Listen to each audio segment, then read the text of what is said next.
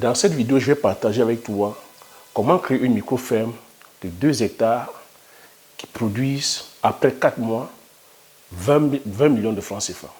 L'idée ici derrière, c'est surtout d'expliquer comment est-ce que, après 4 mois, on peut produire une culture qui puisse répondre sur le plan alimentaire. Tu sais qu'en Afrique, nous souffrons du déficit sur le plan alimentaire. Donc c'est une culture non seulement qui donne un très grand rendement à l'hectare et qui est aussi rentable sur le plan financier. Donc on nourrit la population, en même temps nos producteurs gagnent son pain quotidien, parce que c'est de ça qu'il s'agit. Donc là, ce que ce bout de la vidéo, afin que je puisse partager avec toi de quelle culture il s'agit et partager avec toi l'itinéraire technique. Donc avant de rentrer dans le vif du sujet, permets-moi de me présenter. Bonjour, bienvenue sur la chaîne. Si tu me découvres pour la première fois, je m'appelle Thierry Toukou. Sur la chaîne, je parle d'agriculture, je parle d'élevage, je parle d'entrepreneuriat, je parle de business. Le but de la chaîne est ici afin de valoriser et de vulgariser nos produits du terroir. Si j'ai créé la chaîne, c'est en fait de partager mes astuces et techniques, de partager mon mindset. Je suis entrepreneur et investisseur sur les cultures telles que le poivre du Cameroun, comme on appelle le poivre de Penja, qui a reçu son label Indication géographique protégée en 2013. Sur la culture du palmier à huile, sur la culture du Risnendon et l'outil, comme on appelait Arpio Sonjansan, sur la culture de la Gassinia Cola, comme on appelait Pita Cola ou sa petite cola. Avec pour finalité de créer une marque spécifique dont on mettait sur le marché physique et sur le marché virtuel. J'ai vu ensuite te faire comprendre que, au travers de ma chaîne, que l'Afrique regorge d'énormes potentialités, que l'Afrique, aujourd'hui, si nous voulons être autonomes sur le plan alimentaire, on se doit d'aller entreprendre, d'aller sur le plan des produits locaux. Donc on se doit de créer de la richesse endogène, qu'aucun pays, aucun continent qui se veut sérieux ne peut dépendre tel que des autres. Si aujourd'hui nous accusons le retard sur le plan alimentaire, sur le plan économique, c'est parce que nous ne sommes pas autonomes et que l'autonomie passe par la valorisation et la vulgarisation des produits du terroir, des produits endogènes. Donc, si toi aussi que tu veux faire partie des personnes qui viennent créer le changement, j'ai mis regarde sous la barre de description, tu verras le lien déjà de bienvenue, prends ce lien-là. Après, que si tu veux aller plus loin, je vais t'accompagner. Je suis venu te faire comprendre qu'en termes de business, que ce soit sur le plan agricole, que ce soit sur le plan d'élevage, même dans le business traditionnel, si c'est de l'argent que tu veux gagner, il y a énormément comme ça, il y a des cultures qui, sur une petite superficie, sont plus rentables que nos matières premières. J'ai passé le temps comme ça à t'énumérer que ces différentes cultures-là. Une culture telle que le poivre, sur 1 hectare, ça te donne une plus-value d'1,2 million. Donc, tu sais qu'ici, si la plupart d'entre nous ne sommes pas riches, c'est l'information. Il faut comprendre ici que c'est la connaissance qui rend riche. Et cette connaissance, je mets ça à ta disposition par le biais de la formation.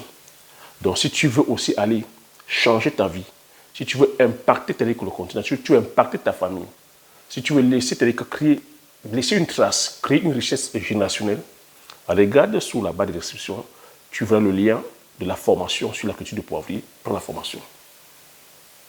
Je t'ai aussi mis la formation sur la culture du palmier. Le palmier, c'est-à-dire que c'est la culture aujourd'hui qui puisse répondre aux besoins mondiaux sur le plan de la matière, c'est-à-dire que la matière grasse. Tu sais que l'huile de palme est incontournable dans notre culture en Afrique.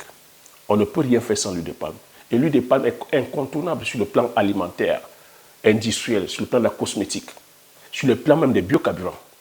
C'est la seule huile aujourd'hui qui, en 2050, on prédit que nous serons 9 milliards.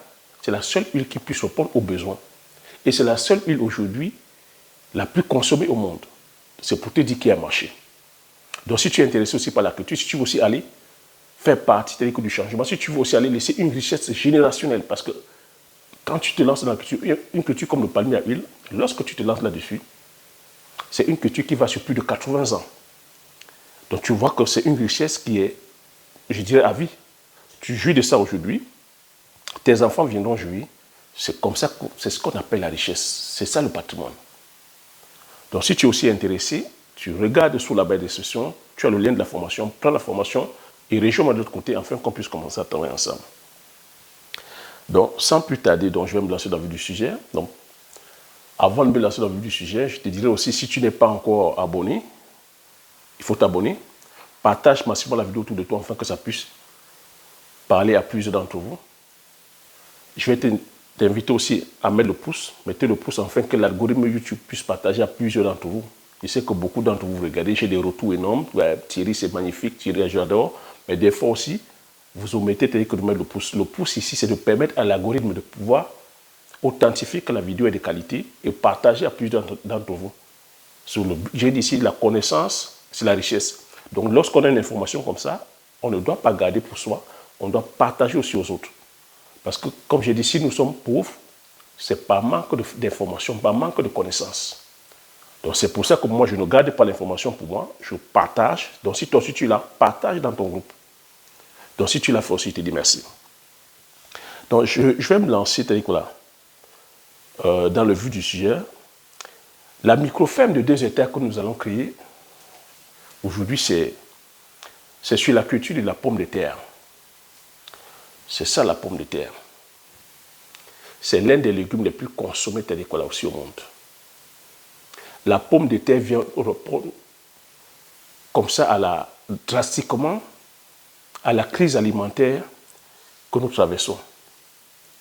C'est une culture qui est hautement stratégique.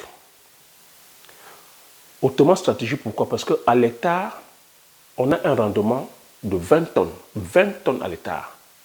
20 tonnes à l'hectare comparativement aux céréales où on a 1 tonne à l'hectare. La pomme de terre, on a 20 tonnes. Donc tu vois que si on applique une vraie politique alimentaire sur une culture comme la pomme de terre, on éradique la famine telle qu'en Afrique. C'est pour ça que j'ai aussi dit, si on applique une vraie politique alimentaire, les cultures comme le manioc, l'igname, la pomme de terre, 20 tonnes à l'hectare, alors que les céréales nous donnent demi-tonnes. Quand je dis 1 tonne, c'est quand on a réussi avec les céréales. Généralement, c'est demi-tonne, alors que là, c'est 20 tonnes. Et la plupart des temps, on le fait sans mécanisation. Donc, imagine un peu si on va mécaniser, ça va être seulement la magie. Donc, tu vois, c'est hautement stratégique la pomme de terre. Que ça se mange comme ça, bouilli, ça se mange bouilli. Donc, on peut aussi passer à la phase de transformation. Lorsqu'on passe à la phase de transformation, c'est l'échange de plusieurs possibles. On peut faire beaucoup de choses. Donc, comment ça va se passer? La pomme de terre est aussi délicate. Il faut savoir que la pomme de terre, c'est une culture qui est hautement rentable. Mais ça a sa particularité aussi que la zone agroécologique de la pomme de terre, donc la zone de prédilection, c'est les zones d'altitude. Donc la pomme de terre aime la fraîcheur. Il faut cultiver la pomme de terre à partir de 0 jusqu'à 20 degrés Celsius. Donc voilà les températures que la pomme de terre aime. Je peux encore répéter, la pomme de terre va de 0 à 20 degrés Celsius. Donc ça aime les endroits frais, là où il fait froid. Donc c'est pour ça que dans un pays comme le Cameroun, chez nous au Cameroun, on va beaucoup plus cultiver la pomme de terre à l'ouest. Tu vois qu'à l'ouest, c'est les zones d'altitude, les montagnes. Au nord-ouest, vers le coin comme la Damawa. Donc dans ton pays aussi en Afrique aussi, tu regardes dans ton pays, si tu veux produire la pomme de terre, va plus vers les secteurs où, en altitude, là où il fait frais. Est-ce que ça veut dire que si on va produire en zone forestière, dans les zones de plateau, les zones basses, ça ne va pas produire? Non, ça va produire, mais on n'aura pas le même rendement. Donc, tu n'auras pas le rendement de 20 tonnes, comme j'ai dit. Donc, tu vois, c'est très important. La particularité de la pomme de terre, c'est ça. C'est la zone agroécologique. Ça aime les endroits où il fait froid, où il fait frais. Donc, en termes de variétés, nous avons plusieurs variétés de pommes de terre. Dans les variétés que nous avons au Cameroun, nous avons les variétés cardinales, nous avons les variétés capina, nous avons les variétés diamant, nous avons les variétés désirées. Ça, c'est les variétés que nous avons au Cameroun. Pour vous qui êtes en Afrique, dans les zones du Sahel, il y a des variétés, la variété Adriana, la variété Sahel et la variété Amazon. Donc, pour toi qui es en Côte d'Ivoire, au Mali, au Sénégal, au Burkina, peu importe, tu vas justement te renseigner sur le marché, quelle est la variété, vous la demandez. Donc la pomme de terre, c'est une culture, comme je dis, en Afrique, le premier pays producteur, c'est l'Égypte. Hein. C'est l'Égypte qui bat les records. L'Égypte produit 2,5 millions de tonnes. Et le premier pays producteur du monde, c'est la Chine, avec plus de 70 millions de tonnes. Donc tu vois que si on va faire des vraies réformes agraires et qu'on arrive à bien financer les producteurs de pommes de terre, on peut substituer les farines. Tu vois, la pomme de terre. On peut, c'est-à-dire que drastiquement colmater la faim. Donc comment la pomme de terre se cultive? La pomme de terre aime bien les sols meubles, riches en humus, qui drainent bien. Donc il faudrait aussi prévoir planter cette pomme de terre en bordure d'un cours d'eau, parce qu'il va falloir aussi arroser. C'est que c'est un fruit, c'est un légume. Et l'agriculture, je sais que l'agriculture, c'est 80% de l'eau. Hein. Surtout les légumes. Car les légumes, c'est au moins 85% d'eau. Donc prévoir une source d'eau à côté. Donc, une fois que ton sol est préparé, la pomme de terre traverse d'abord une phase de germination. Donc, quand tu as tes semences comme ceci, tu laisses d'abord dans un coin, tu stockes dans un coin du magasin tes semences, tu vois, tu attends que les semences commencent déjà d'abord à germer. Donc, ça va commencer à bourgeonner là. Donc, tu laisses dans un coin pendant 30 jours, ça va commencer à bourgeonner, puis tu vas aller semer. Donc, le semis se passe, tu creuses le sol, c'est des légumes mais qui se plantent dans le sol. Hein. Donc, je vais dire, c'est des boutures, tu plantes, et l'espacement, que tu peux laisser que 30 cm. Donc, tu plantes là 30 cm par semence. Pour 1 hectare, il va te falloir comme quantité de semences 2000 kg de semences pour 1 hectare. Et sur ce que nous sommes en train de faire là aujourd'hui, nous sommes sur 2 hectares. 2 hectares, donc il va te falloir pour les 2 hectares 4000 kg. Une fois où tu as sémé, tu vois, il va se passer la phase de saclage. Tu viens sacler, parce que le cycle de végétation de la pomme de terre, c'est 4 mois. Donc pendant cette période-là, tu sacles, tu ramènes la terre, tu amendes avec la fiente, à la matière organique. Tu ramènes de l'eau. Pour mieux faire même, si tu veux éviter la phase de saclage, tu pailles le sol afin d'éviter justement que le soleil ne vienne taper au sol. On a expliqué pourquoi. Surtout aussi que ça garde le sol frais. C'est que comme c'est des tubercules, il ne faut pas que le sol soit compact, il faut que le sol soit aéré afin de pouvoir permettre à la tubercule de grossir. Donc en paillant le sol, ça va permettre que le sol soit toujours meuble, soit humide, que la macrofaune puisse aérer le sol, que l'oxygène puisse pénétrer et que justement ta tubercule puisse prendre du volume. Donc une fois où tu as suivi, c'est-à-dire que ce cycle-là, après 4 mois, tu viens récolter. Donc un hectare, comme je dis, donne 20 tonnes. Donc en termes de plus-value, en termes de retour sur investissement, c'est 10 millions d'hectares. Ben maintenant, comme je t'ai expliqué, la pomme de terre aussi, c'est une culture qui est périssable. Donc c'est pour cela qu'il faut penser à la phase de transformation, penser à son circuit d'écoulement. Donc il faut déjà d'abord avoir le marché avant d'aller vendre. Donc lorsqu'on passe la phase de transformation pour la pomme de terre, on peut consommer la pomme de terre comme ça bouillie. Donc tu vois, on pèle, on fait bouillir.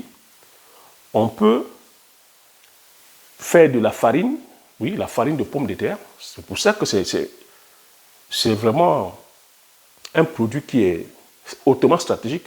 On peut faire de la farine. On peut faire les chips. Donc, on peut faire les chips de pommes de terre. Il y a des entreprises aujourd'hui qui sont milliardaires, qui font des chiffres en termes de milliards grâce aux chiffres de pommes de terre. On a des entreprises aussi qui font des chiffres d'affaires en termes de milliards grâce aux frites. On peut faire les frites de pommes de terre. On peut faire de la purée de pommes de terre. On peut faire énormément de choses. Avec la peau de la pomme de terre, on ne jette pas la peau. On peut faire du biogaz avec la peau de la pomme de terre. Donc tu vois, c'est en termes de, je vais dire, de plus-value, il y a énormément de plus-value. On peut faire aussi des pâtes, des gnocchis aux pommes de terre. Donc en termes de matière transformée, il y a énormément de débouchés. Donc ça, c'est vraiment une culture en or. Une culture en or. Donc tu vois, voilà ce que je voulais partager concernant la culture de la pomme de terre. Comme j'ai dit, ce qu'il faut noter, c'est surtout la zone agroécologique. Savoir que la pomme de terre s'épanouit très bien en altitude, dans les zones où il fait froid. Et pensez surtout au marché. Chez nous, la pomme de terre, tu vois, on produit beaucoup plus ça, comme j'ai dit, à l'ouest. Un secteur comme la zone de la Ménoire, c'est-à-dire que Bamboutos. Et on a des plats comme ça, vraiment qui font légion. Chez nous, la pomme de terre pilée avec le haricot et l'huile rouge. Tu vois, c'est des cultures comme ça. Un triphasé, une trilogie, c'est-à-dire que d'anthologie. Pomme de terre pilée avec le haricot rouge et l'huile rouge. Ça, c'est un plat d'anthologie. C'est un plat typiquement, c'est-à-dire que chez nous, Camerounais, un plat de la Ménoire. Je fais un clin d'œil pour nos frères, c'est-à-dire que les sœurs de la Ménoire. Donc tu vois que la pomme de terre fait partie de nos us et coutumes. Donc c'est une culture qu'on se devrait de valoriser et de vulgariser. Sur le plan industriel, comme j'ai dit, on peut faire beaucoup de choses avec la pomme de terre. Donc la pomme de terre rend riche, la pomme de terre peut relever l'économie, c'est-à-dire que de notre pays, de nos différents pays, la pomme de terre peut relever l'économie, c'est-à-dire que de l'Afrique. En produisant massivement la pomme de terre, on peut apporter de la plus-value et impacter maintenant l'Occident avec les produits dérivés. Donc voilà ce que je voulais partager concernant la micro-ferme, c'est-à-dire que les 2 hectares de pommes de terre. Tu vois que tu commences avec 2 hectares et après, tu peux monter crescendo. Parce que comme j'ai dit, le but ici, c'est de maîtriser d'abord le processus. Il ne faut pas courir, tu maîtrises le processus. Une fois que tu as maîtrisé le processus, tu peux maintenant aller sur 2, 3, 4, 5, 10, 15, 20, 50 hectares. Et tu as vu qu'un hectare te donne déjà 20 tonnes. Donc il faudra faire attention, il ne faut pas aller directement sur 10 hectares parce que si après, tu ne maîtrises pas le circuit d'écoulement, si après tu n'as pas mis en place une solution de transformation, tu vois que si tu vas faire 20 hectares, ça va te rester dans les bras. Il faut comprendre que c'est un produit qui est périssable. Donc c'est pour ça qu'il faut commencer doucement, 2 hectares. Tu maîtrises d'abord le processus de production, tu maîtrises le processus d'écoulement, le marché, tu maîtrises le processus de transformation et à ce moment, tu peux monter crescendo en puissance. Une fois de plus encore, c'est la stratégie. Donc j'espère que tu as aimé ce partage. Si tu as aimé, comme j'ai dit, tu laisses le pouce. J'ai dit, regarde sous la barre de description, regarde le lien, prends le lien, prends la formation, rejoins-moi de l'autre côté, afin qu'on puisse commencer à travailler ensemble, qu'on puisse bâtir ton empire. Parce que c'est de ça qu'il s'agit. Aujourd'hui, si on veut parler, on se doit de parler avec les preuves, avec des solutions claires et concrètes. On se doit de venir impacter. Et impacter, aujourd'hui, gagner de l'argent, c'est apporter la solution. C'est apporter un service ou un produit. Donc si tu veux gagner de l'argent, la solution, c'est sous la barre de description de cette vidéo-là, tu regardes, tu viens, et qu'on commence à travailler ensemble. Laisse le pouce si tu as aimé, partage, comme j'ai dit, massivement autour de toi. Abonne-toi si tu n'es pas encore abonné. Comme j'ai coutume à dire, l'information, c'est la connaissance, c'est la richesse. Une fois que tu as ces informations, tu appliques tes stratégies et tu passes l'action massivement afin d'impacter ta vie et impacter la vie de tous ceux qui t'entourent. Je te dis merci et à la prochaine vidéo. Ciao!